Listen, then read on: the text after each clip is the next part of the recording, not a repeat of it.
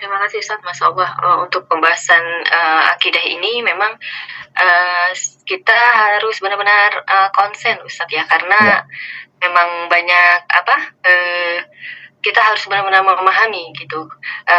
Dan alhamdulillah kita sudah di Majelis Insan Cahaya ini, kita sudah menyelesaikan untuk pembahasan mengenai ma'rifatullah dengan 21 pertemuan. Kemudian juga kita sudah membahas tentang keadilan ilahi, dan kali ini adalah pembahasan tentang nubuah, dan insya Allah nanti juga pembahasan akan ke pembahasan imamah dan ma'at yang terakhir seperti insya Ustadz Allah. kan tadi urutan-urutannya. Ya, Ya, nah Ustadz di dalam nubuah ini ya Ustadz, kalau misalnya kita tidak berurutan gitu Ustadz mempelajarinya. Ini kan yang pertama adalah ma'rifatullah Ustadz. ya, Karena kalau di kajian seperti yang kita awamnya seperti kita hanya mendapat dari kajian-kajian yang lompat-lompat Ustadz. Misalnya awalnya kita mulai dari ma'at atau nubuah atau imamah gitu. Apakah mempengaruhi dengan ma'rifatullah kita Ustadz? iya. Sudah pasti Ibu. Bahkan akan terjadi kerancuan berpikir ketika kita membahas akidah tidak berurutan atau tidak sesuai dengan kelas kita. Cuma sana, cuma sini, dari itu ustaz sini, akan rancu sekali. Akan itu metode yang paling bagus dalam mengkaji ilmu apapun, metode yang digunakan di hauzah. Bukan di masyarakat umum, dari YouTube, tempat-tempat tertentu, itu hanya tambahan saja sebenarnya.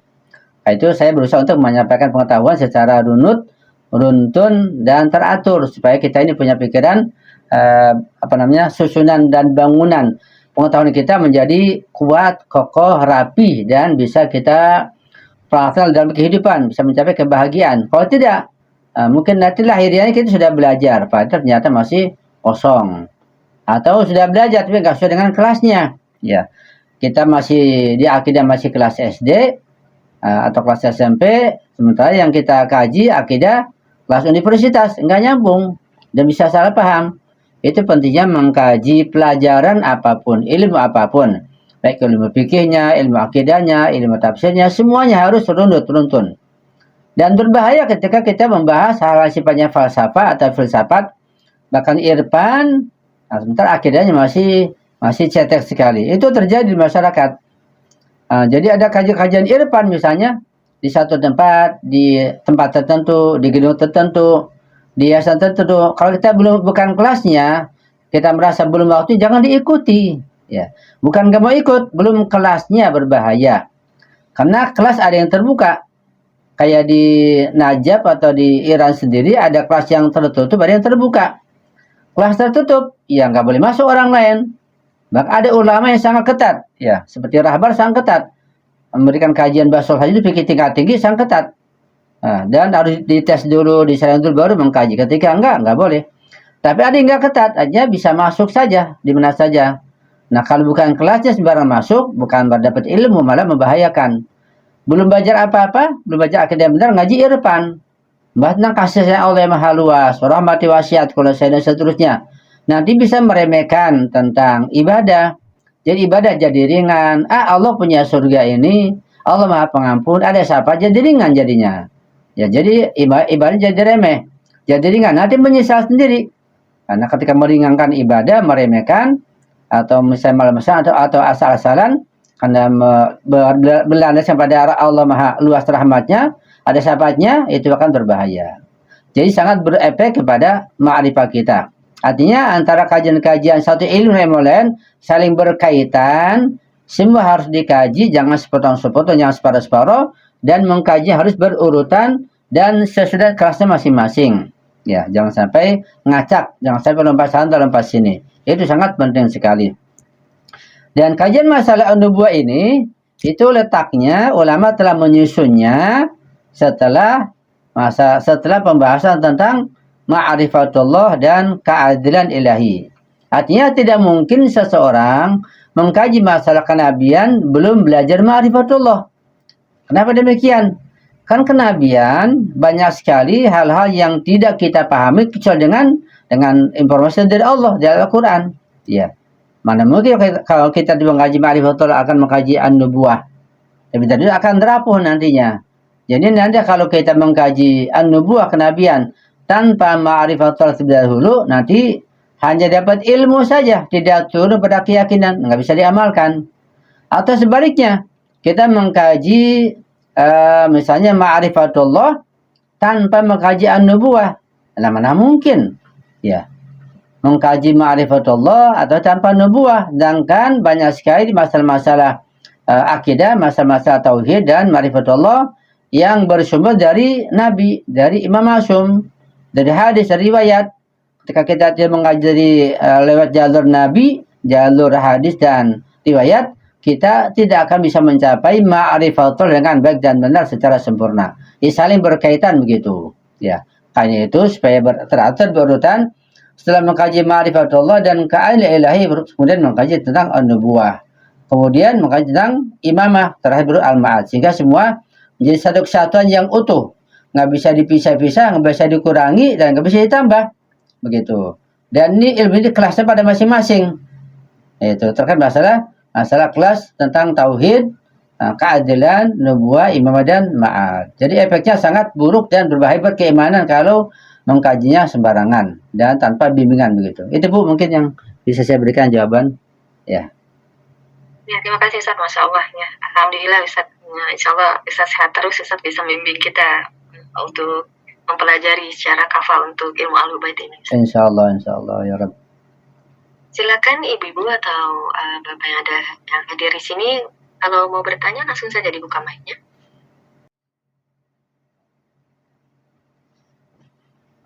Ustaz sambil menunggu, mungkin Ustaz ada yang Ustaz ingin sampaikan lagi Ustaz mengenai atau ada tambahan yang belum disampaikan Ustaz? Iya. Seringkali kita mendengar dari pembahasan di filsafat dan di depan tentang rahmat Allah, tentang kasih sayang Allah yang sangat luas. Seperti ungkapan-ungkapan wa rahmati wasi'at kulli syai, kata Allah, dan rahmatku meliputi segala sesuatu.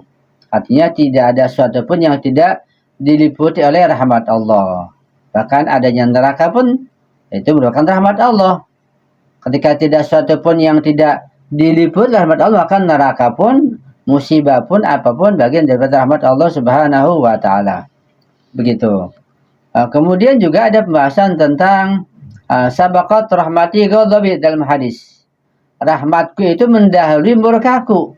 Artinya tidak ada kemurkaan dari Allah, tidak ada neraka dari Allah, tidak ada siksa dan musibah dari Allah, melainkan rahmat itu lebih dahulu, kasih sayang lebih dahulu ada. Begitu. Nah, ketika ini dipahami dengan baik dan benar, maka sungguh luar biasa. Kita akan memahami tentang betapa Allah Maha kasih sayang. Dan kalau diperhatikan bimbingan ini nanti memastikan, melazimkan tidak adanya bencana, tidak adanya musibah, tidak adanya kesulitan, tidak adanya neraka bahkan.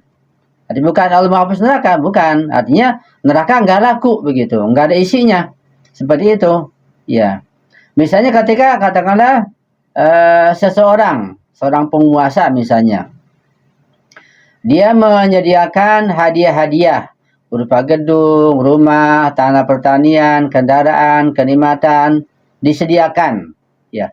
Tapi juga si penguasa ini menyediakan penjara, menyediakan ada hukum mati, hukum potong tangan, hukum gantung disediakan juga di negara itu. Nah, kemudian penguasa ini pun memberikan bimbingan kepada masyarakat, mengangkat orang tertentu untuk membimbing masyarakat agar bisa menikmati hadiah-hadiah yang dia sediakan, berupa taman, gedung, ya, pertanian, fasilitas agar bisa mencapai hidup yang bahagia, sejahtera, terjamin, aman, damai, adil begitu. Menyediakan pembimbing, dan dia pun menyediakan tadi itu penjara atau sisaan atau sanksi, dan juga memberikan bimbingan. Nah, ketika sudah ada bimbingan seperti itu, tentu orang yang berakal akan tentu ingin meraih hadiah yang besar itu, memiliki gedung, memiliki pertanian, tanaman, buahan, rezeki, makan yang melimpah ruah dan seterusnya. Pasti akan milih itu. Pada kembali itu ada pembimbing, ada guide-nya begitu, ada penyuluhnya, sehingga betul-betul bisa menyampaikan mereka kepada kebahagiaan tersebut. Ya, juga adanya ancaman. Nah, ketika orang yang berakal melihat kondisi seperti itu, pasti dia akan memilih yang baik, memilih jalan-jalan yang akan menyampaikan dia kepada kebahagiaan tersebut. Mau dibimbing, mau disuruh, mau diberikan pengarahan, agar bisa mencapai apa yang dijanjikan oleh sang raja tersebut atau penguasa tersebut. Itu logisnya begitu. Ya, karena si sang pemimpin ini sangat luas rezekinya, kekayaannya, yang mengatur adalah dia. Begitulah bahwa ketika kita melihat dasar pencipta adalah rahmat Allah, Allah Maha Kasih Sayang, Allah Maha Luas, rezekinya melimpah ruah, tidak ada kekurangan, Allah Maha Sayang. Jika Allah berikan bimbingan kepada kita lihat jalur Nabi, Rasul, para masumin, pasti kita akan memilih itu, begitu. Dan kita tidak akan memilih neraka. Siapa memilih neraka? Tidak ada. Kita tidak akan memilih kesengsaraan. Nah, tapi nyatanya tidak demikian. Kenyataannya justru malah kebanyakan orang memilih kesengsaraan, memilih neraka, ya, memilih jalan kesulitan, memilih musibah tidak secara langsung. Ini kenyataan sekarang ini. Ya, kita buktikan seperti itu. Kenapa demikian? Nah, di antara jawabannya adalah bahwa pertama, para ulama itu tidak menjelaskan tentang adanya rahmat Allah itu apa, bagaimana luasnya, bagaimana menyampaikannya, dan kemana disampaikan. Sehingga masyarakat buta, masyarakat tidak tahu. Sehingga salah memilih terjadi. Salah memilih terjadi, maka akan kesasar. Jadi masuk kepada jurang, kepada kesengsaraan, kepada penjara, ke neraka. Ketika pembimbingnya atau misalnya ulamanya salah dalam memberikan bimbingan. Salah atau tidak menyampaikan atau ada yang disimpan. Nah, jadi maksud saya ketika para pembimbing ini, para nabi, para imam ma'sum, betul-betul disampaikan pada masyarakat dengan seutuhnya dan masyarakat mengikuti bimbingan Nabi dan Imam Ma'sum, pasti akan mencapai kebahagiaan yang abadi dunia dan akhirat. Sehingga nanti akan terrealisasi rahmati wasiat kulli syai, semua ada rahmat Allah di situ. Ada kebahagiaan, ada kenikmatan yang melimpah ruah. Nah, tapi ketika tidak disampaikan dengan seutuhnya, maka mereka salah pilih. Salah memilih Imam Ma'sum, memilih bukan Imam Ma'sum. Sehingga bimbingannya secara tidak langsung ada yang tersembunyi, ya, mengarah kepada bimbingan iblis, bimbingan setan, bimbingan yang salah, bimbingan yang menuju pada sesatan, hanya tidak sampai kepada kebahagiaan. Ya, jadi dengan dasar rahmat Allah kita jangan sampai kita salah memilih, jangan sampai kita salah mengartikan rahmat Allah maha luas. Ya, rahmat Allah maha luas, ya, tapi perlu kita pahami. Kita perlu cari pembimbing untuk bisa menjelaskan rahmat Allah ini bagaimana luasnya, bagaimana mencapainya, untuk mencapai rahmat Allah yang luas ini. Itu mungkin sebagai tambahan dari saya, supaya maksud saya hal ini kita sampaikan kepada masyarakat agar mereka juga bisa menikmati, bisa sampai kepada rahmat Allah yang luas dengan bimbingan yang benar. Artinya bahwa masalah-masalah imamah, masalah nubuah harus disampaikan secara benar, secara utuh, supaya manusia semuanya mengarah dan menuju bersama-sama kepada kenikmatan yang abadi, yang sejati dunia dan akhirat, insya Allah. Itu mungkin yang bisa saya tambahkan. Ya, terima kasih Ustaz. Ya. Ini ada pertanyaan di chatroom.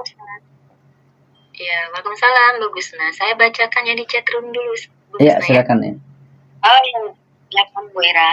Ya, dari Ibu Ezahra Ustaz. Ya. Izin bertanya, apakah apa yang diharapkan dari kita mempelajari nubuah ini? Apakah kita harus mengenal banyaknya para nabi dan menteladani beliau-beliau atau bagaimana, Ustaz? Silakan, Ustaz. Iya. Dalam kajian tentang kenabian atau nubuah, nanti ada an-nubuwatul ammah, ada an-nubuwatul khosoh. Jadi kenabian atau nubuah dibagi dua. Ada kenabian secara umum, ada kenabian secara khusus. Tentang kenabian secara umum, an-nubuwatul ammah, kita mengkaji tentang nabi-nabi secara umum. Nabi Adam, Nabi Idris, Nabi Nuh, terus sampai kepada Nabi Isa, Nabi Muhammad. Ya, siapakah mereka, apa yang mereka bawa, kemudian tentang kema'asuman mereka secara global, secara umum. Kenapa mereka diutus, bagaimana kondisi umat mereka masing-masing, kenapa umat yang terkena musibah, itu secara umum. Perlu kita bahas, ya. sebagai bekal hidup kita. Yang kedua ini yang lebih penting, yaitu kita mengkaji an-nubuwatul khassah, kenabian khusus Nabi kita Muhammad, Nabi terakhir. Karena kita sebagai umat Muhammad, kita perlu mengenal beliau dalam bahasan an-nubuwatul khassah. Kenapa ya? Untuk kita ikuti, kita tauladani ajarannya apa, pesan-pesannya apa, wasiatnya apa. Sehingga kalau kita mengenal tentang Nabi khusus, Nabi kita secara khusus, kita akan pasti mengenal utusan-utusannya, para wasinya, para imam maksum. Nah, kita tidak mungkin mengenal mereka, para imam maksum, tanpa bimbingan Rasulullah. Sehingga Imam Ali itu siapa, Imam Hasan, Husain, Imam Zaman, terus begitu sampai kita mengenal mereka dengan baik. Ketika mereka dengan baik, lewat kenabian ini, lewat nubuah ini, maka kita akan bisa mentoladinya. Dan ujung-ujungnya kita akan bahagia dunia akhirat. Ujungnya kita akan masuk surga insya Allah. Itu globalnya begitu penting membahas tentang masalah kenabian. Ya.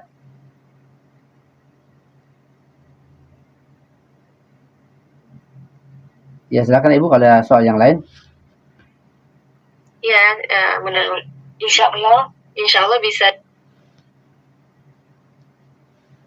Ya, suara Ibu putus. Oh ya, insya Allah bisa dipahami ya, Ya. Ibu Zahra. Ya, tadi Bu Gusna ya, silakan Bu Gusna. Makasih Bu Ira. Ya. Assalamualaikum Ustaz. Waalaikumsalam warahmatullahi wabarakatuh. Pembahasan tentang kenabian.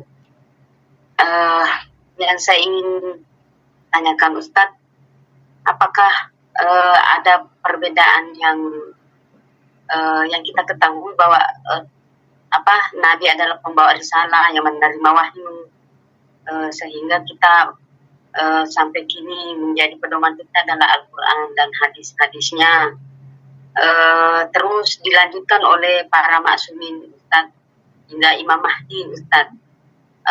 Apakah ada perbedaan yang signifikan antara tugas kenabian dan maksumin? Karena yang kita tahu bahwa Rasul dan maksuminnya adalah satu kesatuan, Ustaz, adalah manusia-manusia insan kamil. Nah, yang sedikit kita tahu bahwa puncak tugas dari kenabian dan maksuminnya adalah di tangan Imam Mahdi, Ustaz, di mana kita tahu bahwa nanti kejayaan Islam di zamannya Ustaz, zaman Imam Mahdi. Jadi pikiran awam saya, kenapa di imam terakhir, Imam Mahdi, Islam berjaya, sementara sebelum-sebelumnya semua imam mati terbunuh dan pengkhianat kebenaran hingga kini masih sangat-sangat masif, Ustaz. Terima kasih, Ustaz. Ya. Jawaban yang bisa saya berikan atas pertanyaan Ibu Gusni yang cukup bagus ini, yang pertama adalah bahwa terkait dengan pembahasan kenabian atau an-nubuwah tidak bisa dipisahkan dengan pembahasan al-imamah.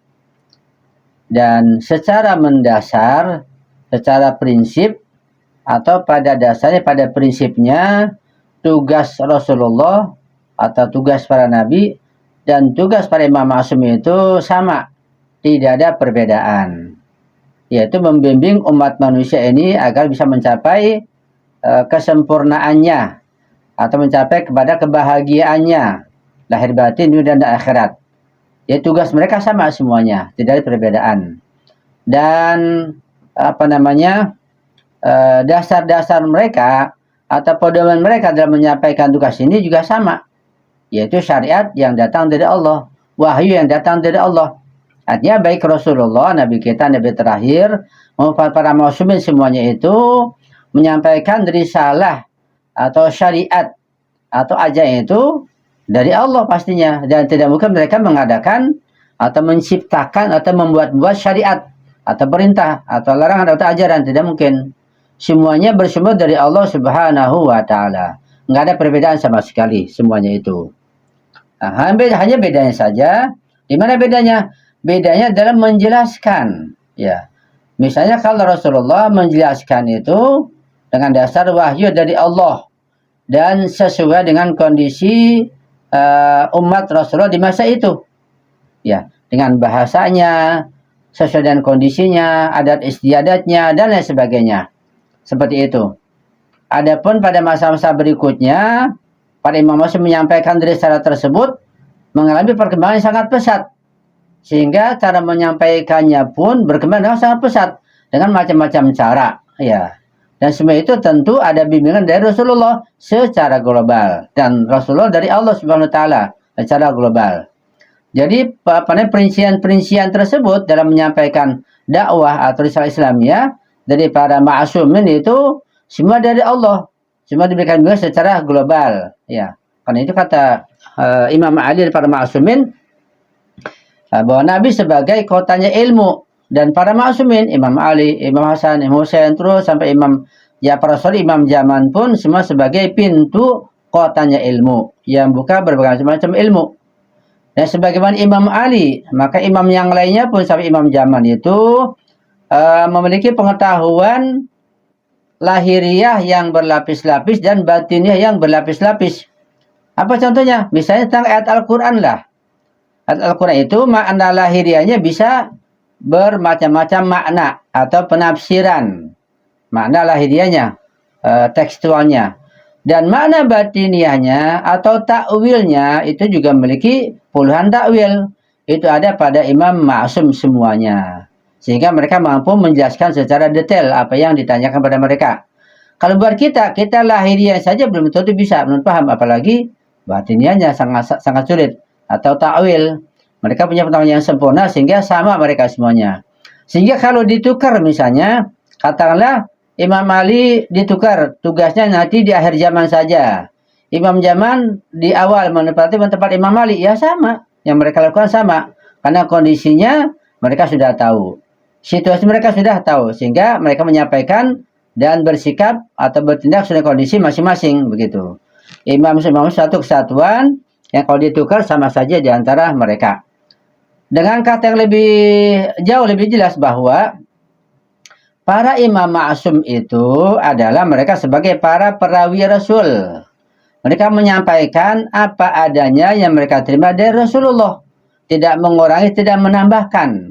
Nah, cuma mungkin gaya bahasanya berbeda-beda. Redaksinya sedikit berbeda. Tapi pada intinya sama semuanya. Dan mereka menyampaikan juga pada kelasnya masing-masing. Seperti itu. Kemudian, pada masa Imam Zaman mengalami kejayaan. Kenapa demikian? Itu tergantung kepada umatnya, kepada kitanya ini. Jadi sekiranya pada umat Nabi Adam itu, umat manusia di masa itu menerima Adam sepenuhnya, ya tidak ada qabil, tidak ada pengkhianat. Seandainya pada masa Nabi Nuh misalnya semua mentaati Nabi Nuh, tidak ada topan, tidak ada badai, tidak ada kancuran. Seandainya pada masa Nabi Isa misalnya semua mengikuti Nabi Isa dengan sepenuhnya, tidak ada yang namanya penyaliban dan seterusnya. Seandainya pada masa Nabi Muhammad mereka mentaati Nabi masa utuhnya, sesungguhnya dengan serius, makanya ada kejayaan, kemuliaan, ketentraman, dan semuanya jaya. Dan seandainya pada masa Imam Ma'sum sebelumnya, pada masa Imam Ali, atau Imam Husain, atau yang lain pun, ya tidak ada Karbala, tidak ada pembunuhan, tidak ada perang Jamal, tidak ada perang Nahrawan, perang Siffin. Yang ada adalah kejayaan, kemuliaan, ketentraman, keadilan, kesejahteraan, semuanya bahagia. Kalau seandainya mereka mentaati imam dengan sepenuhnya.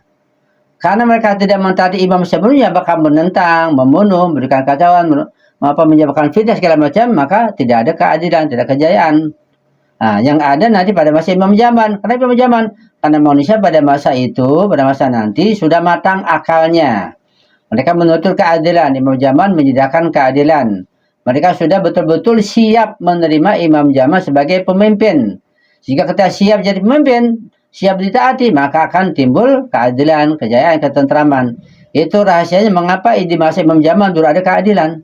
Padahal enggak demikian. Padahal Allah tidak menciptakan khusus Imam Zaman yang mendapatkan keadilan. Tidak. Allah menyiapkan keadilan di semua masa.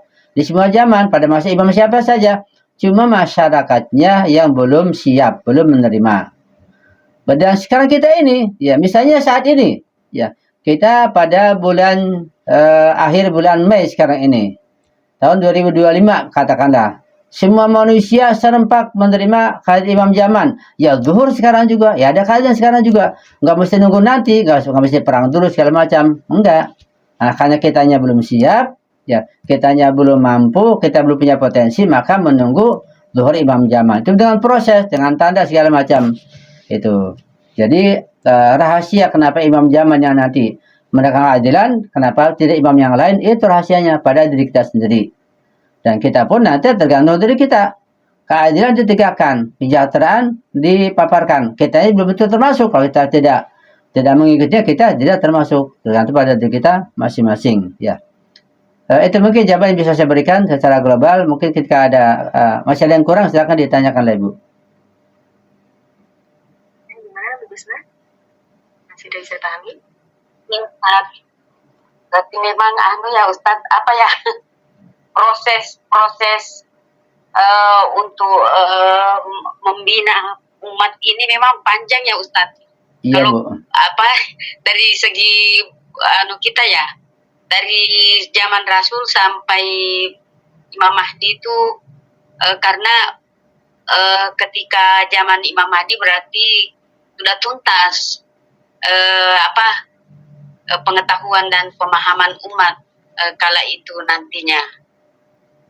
Tapi ini kok pada kenyataannya kita lihat semakin kesini semakin kembali ke jahiliyah Ustaz, seperti yang terjadi di Arab Saudi. Iya. Yang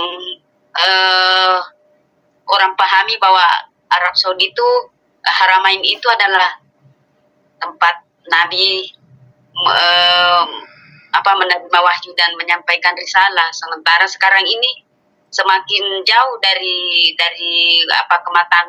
kematangan pemahaman dan spiritual Ustadz.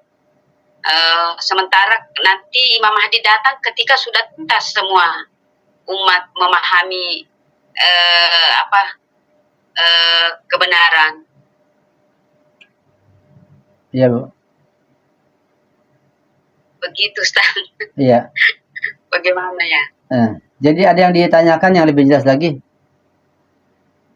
Ya itulah Ustaz, maksudnya proses untuk membina umat ini memang cukup panjang ya Ustaz. Iya, karena Bu. Ini sudah kita sudah di zaman Imam Mahdi, masyarakat semakin banyak yang jauh, terutama kita di Indonesia ini Ustaz. Jangankan memahami Imam Mahdi, pemahaman tauhid saja masih kita terpecah-pecah gitu loh Ustaz. Iya, Bu. Iya. Betul apa yang Ibu katakan, memang seperti itu. Bahkan kalau kita melihat sejarah, pada masa Rasulullah sendiri kurang apa? Rasulullah sebagai manusia sempurna, lahirnya sempurna, fisiknya sempurna. Tidak ada yang cacat dari sisi fisik. Ya, ganteng, dari sisi sifatnya lembut, sopan, dari sisi ilmunya, kejujuran, sudah lengkap, sempurna. Tapi masih ada saja orang-orang yang malah melenceng, malah mengkhianatinya. Bahkan itu orang-orang dekat, orang murid-muridnya juga, para sahabat Nabi. Itu bagaimana? Kan mereka melihat Nabi langsung, bagaimana kegantengannya, kesempurnaannya, ilmunya, ibadahnya, tahu itu semua sempurna sudah. Nggak ada kekurangan dalam apapun. Dari semua sisi dimensinya masih dikhianati oleh orang-orang yang dekat dengan beliau, yang jumpa dengan beliau. Pada masa Imam Al-Qijah pun begitu juga. Imam kurang apa lagi? Ya. Kita terus beranjak, nah sampai pada masa Imam Khomeini revolusi, itu kurang apa lagi? Ya. Ini banyak yang belum tahu. Seandainya revolusi Imam Khomeini itu ditaati, jangankan oleh orang-orang yang jauh, kita nggak perlu ketaatan orang-orang non muslim lah. Kita nggak perlu negara-negara yang adidaya, adikuasa, mereka sudah jelas jauh. Ya, seandainya tidak ada pengkhianat di dalam tubuh Syiah itu sendiri, tidak ada ulama yang berkhianat, maka zuhur Imam Jamal sudah semakin cepat. Maka sudah zuhur insya Allah berkat revolusi Imam Khomeini. Apa dalam revolusi ada yang pengkhianat? Ada, sangat luar biasa, sangat keras. Sehingga dengan pengkhianatan tersebut, kerugian itu dialami oleh semua umat manusia. Dan mundurnya zuhur Imam Jaman sampai sekarang. Ada pengkhianat. Siapa pengkhianat? Pengkhianat ya ulama juga. Orang Syiah juga. Ulama. ulama kaliber, marja juga, orang Syiah juga. Itu jarang yang tahu. Itu contohnya saja, itu kurang apa lagi. Ya, sehingga sampai sekarang mundur.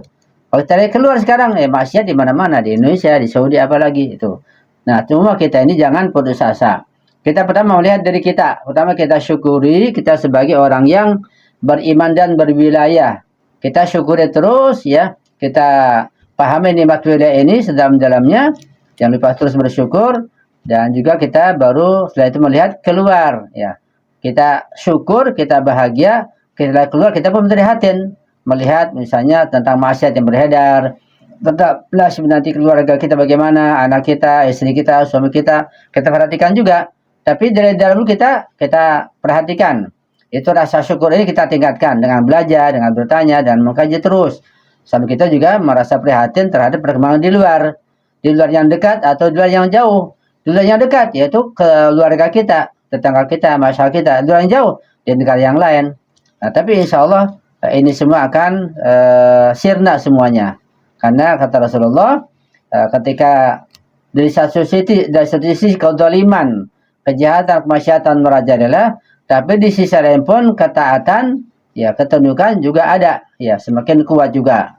Nanti akan beradu di situ. Nah, ketika semakin kuat, semakin dominan ketaatannya, maka akan zuhur imam zaman seperti itu.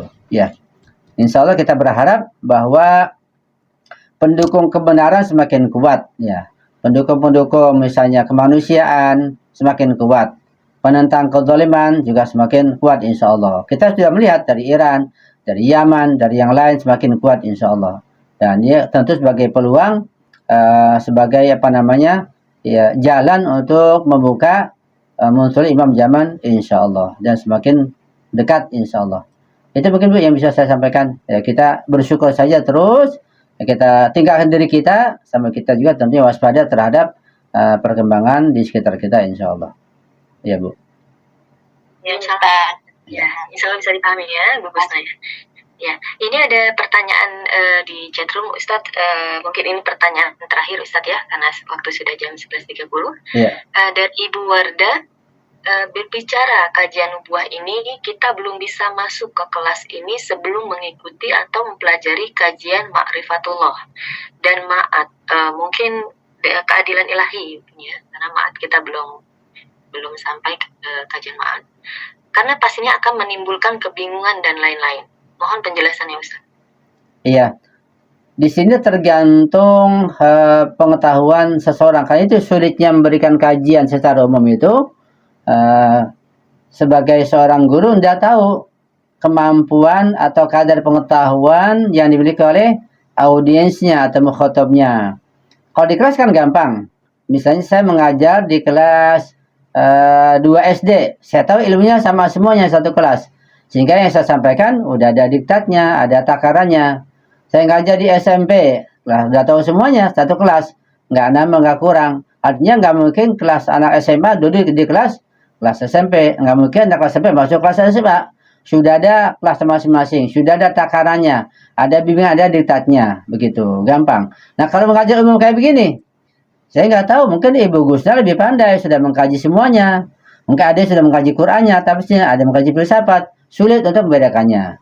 Nah karena itu sulit untuk menentukan yang secara umum seperti kajian kita sekarang ini, bukan kayak di kelas. Nah, karena itu bimbingan yang paling tepat adalah bagi yang merasa belum mengkaji akidah sama sekali, maka sebaiknya mengkaji akidah secara teratur. Ya, misalnya sekarang mengkaji nubuah, nggak pernah mengkaji akidah sama sekali, ya kajilah tentang tauhid, tentang ma'rifatullah, sekalipun lewat rekaman. Jadi kajian nubuah sekarang jangan ditinggalkan, kaji terus nanti tentang yang lainnya, tentang ma'rifatullah dan kaidah ilahi dengan rekaman bisa. Jadi double begitu. Yang sampai mengkaji nubuah saja, yang ma'rifahnya ditinggalkan, itu yang salah. Ya. Jadi kalau belum mengkaji sama sekali seperti itu. Kalau sudah pernah mengkaji, ya tentu masing-masing mengetahui kadar pengetahuannya. Ya nggak apa-apa. Misalnya pernah mengkaji tentang masalah ma'rifatullah, ala katanya. Nubuah dikaji juga nggak apa-apa. Tidak menimbulkan kerancuan. Yang kacau itu yang rancu kalau timpang antara kajian kayak filsafat atau irfan dengan kajian akidah yang sangat mendasar, sangat cetek begitu. Itu yang berbahaya. Irfannya dipelajari, dikaji, tasawufnya irfan filsafat dipelajari sementara akidahnya masih belum banyak dikaji. Itu akan berbahaya. Jadi insya Allah untuk ibu-ibu, untuk ikhwan akhwat yang mengkaji an-nubuwah ini, ya kalau sudah mengkaji akidah sebelumnya walaupun mungkin belum teratur, nggak masalah. Bagi yang belum mengkaji sama sekali, dikhawatirkan nanti terkacau pengetahuannya, nggak terus terapi, maka bisa mengkaji lewat rekaman tentunya. Rekaman bisa dikirimkan dari Bu Ira, nah dikaji juga berbarengan dengan kajian tentang nubuwah insya Allah. Gitu Bu, insya Allah yang bisa saya berikan. Ya, saya tambahkan sedikit kepada Ibu Wardah ya, kalau memang ingin rekaman dari kajian kita yang pertama yaitu Ma'rifatullah, itu kita ada 21 pertemuan, dan untuk keadilan ilahi kita ada 2 pertemuan. Nanti bisa japri saya, nanti akan saya kirimkan rekamannya. Ya Ustadz, saya rasa cukup sekian Ustadz sampai di sini ya, karena waktu sudah lewat dari jam 11, sudah jam 11.34. Iya. Ya, silakan Ustadz ditutup dengan kesimpulan Ustadz. Iya. Mudah-mudahan kajian kita ini yang saya ambil dari kitab Iman Semesta, yang bahasa Arabnya adalah Durusun fil Aqidah Islamiyah, ada bahasa Farsinya Mujizat Aqaid, yang ditulis oleh Ayatullah Muhammad Taqi Bahiyazdi, seorang ulama besar di Iran dan sudah beliau wafat. Yang juga ini buku sangat terkenal. Mudah-mudahan bisa kita lanjutkan kajian ini dan kita bisa mengerti dengan baik sehingga kita bisa memahami dengan baik pula insya Allah.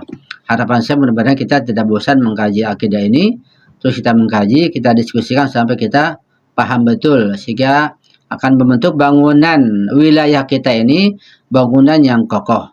Jangan sampai sering saya sampaikan, jangan sampai kita mereknya berwilayah, mereknya bermadzhab Ahlul Bait, tapi bangunannya atau dalamnya keropos. Nah, kita bangun dengan pengkajian akidahnya, kajian fikihnya, tafsirnya, dan sebagainya insya Allah. Dan saya pun sekedar memberikan bimbingan yang sesuai kemampuan saya tentunya, ala kadarnya. Mudah-mudahan ini bermanfaat buat kita. Semua kita saling membantu, saling mendoakan. Insya Allah kita mencapai tujuan yang akhir, berupa kebahagiaan yang abadi insya Allah ya rabbal alamin. Tentu banyak kekurangan, banyak kesalahan, mohon dikritisi, diperbaiki, dan mohon didoakan selalu. Sekali lagi saya mohon maaf, saya akhiri. Wassalamualaikum warahmatullahi wabarakatuh.